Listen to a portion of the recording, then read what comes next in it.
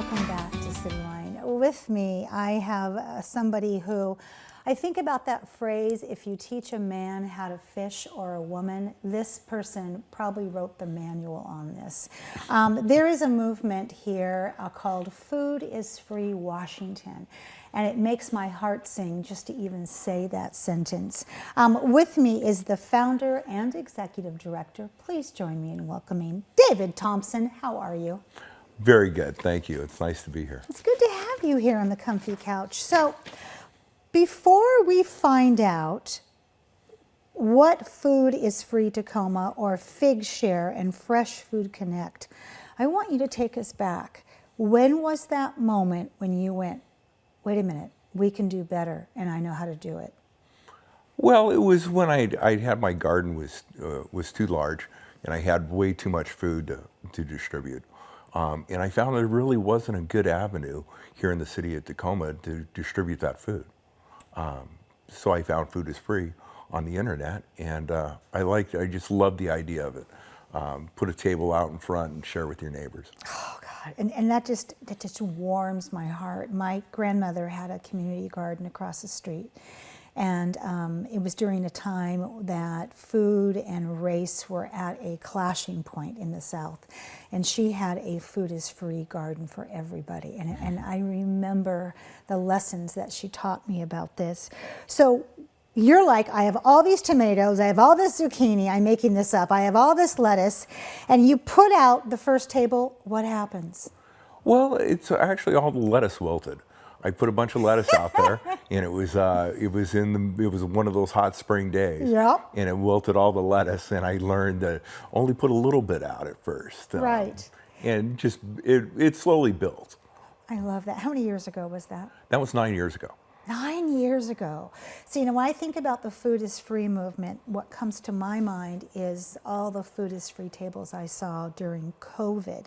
So, Food is Free and Food is Free Share. Describe the goals of these initiatives, because at first it was just, I've got too much, I'm going to put it out. It must have evolved in those 9 years. Well, yeah, I was an urban farmer, and I just grew way too much food, and I started thinking a lot about it. And there's other people out there that are just like me, that want to grow food, and it's just fun. It's fun. There's so much enjoyment out of it, and you just need a way to distribute it. So that's what we've looked for, is a way to distribute that food. So we got some pictures here of, oh wow, tell us what we're looking at here. This is one of our food distributions. This is where we used to be at. Over in the south end of Tacoma. Mm-hmm. That, I mean, and is that, okay, so this is the before. This is the Star Center. Okay. This is a Fig Share event. Okay. And when you say Fig Share, that means that do people come and pick up this food? Do they bring food also? Both. Oh, interesting. Both. Okay. The whole idea is to share homegrown produce. Okay. So people could bring it and they come pick it up. We grow the food there for it, and we collect a homegrown produce. That is impressive. So people show up, and 9 years later, how many of these stations do you have?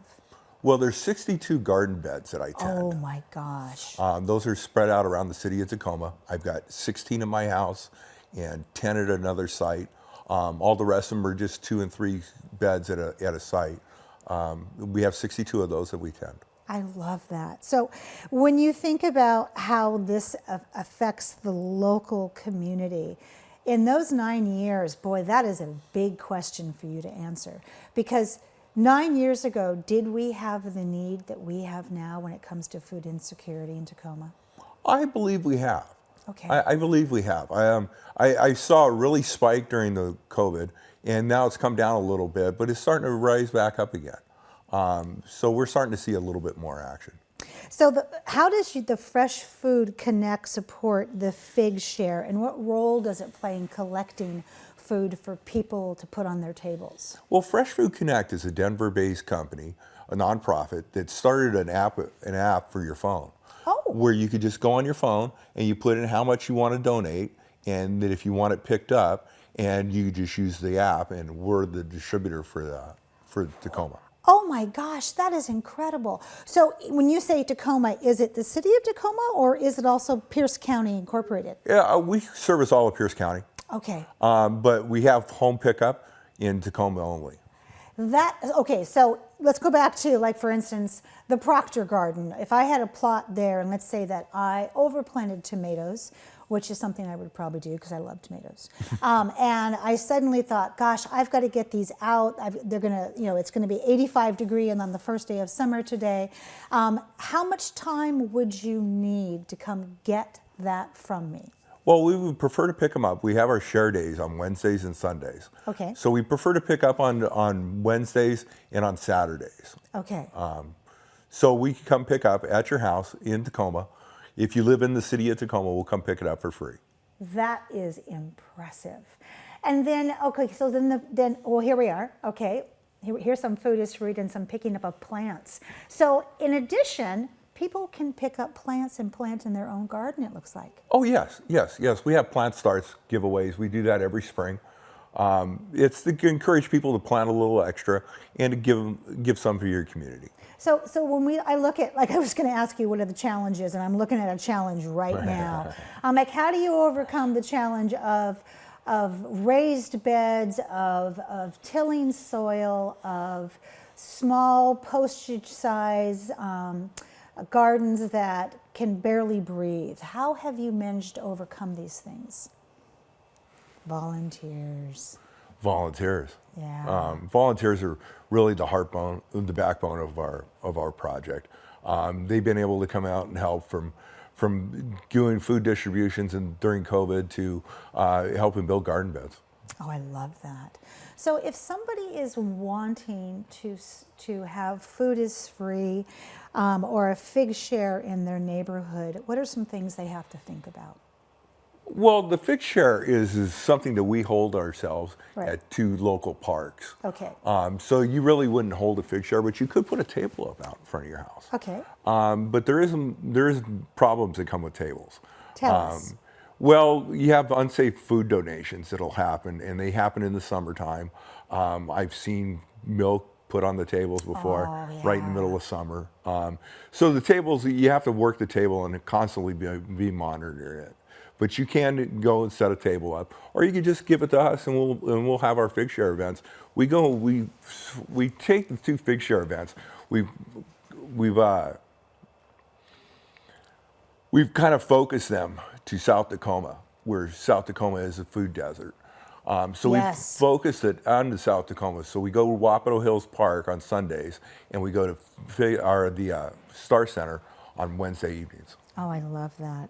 So what are some of the food is free future plans in terms of partnerships with people with Fresh Food Connect? Well, with Fresh Food Connect, we'll continue to use their app. They've been working as a partner with us. They helped us get some bus advertisements in this year and stuff. Great. So we'll continue working with them.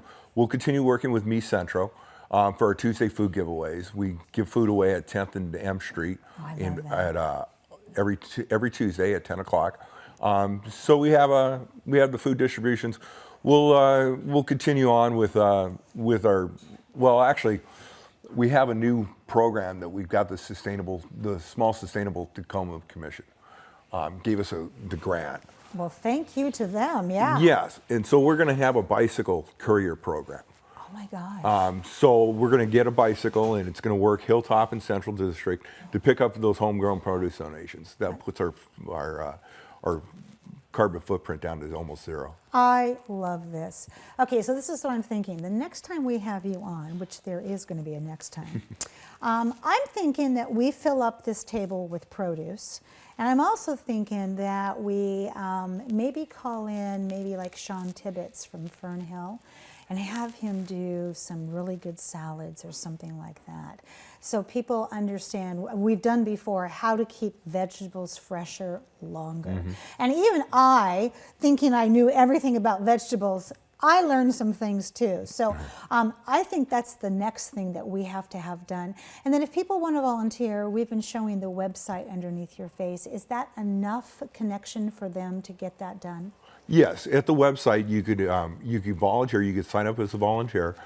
Put down what you like to do, and we'll try and match you up with a job that you prefer to have. You could also become a sustaining partner.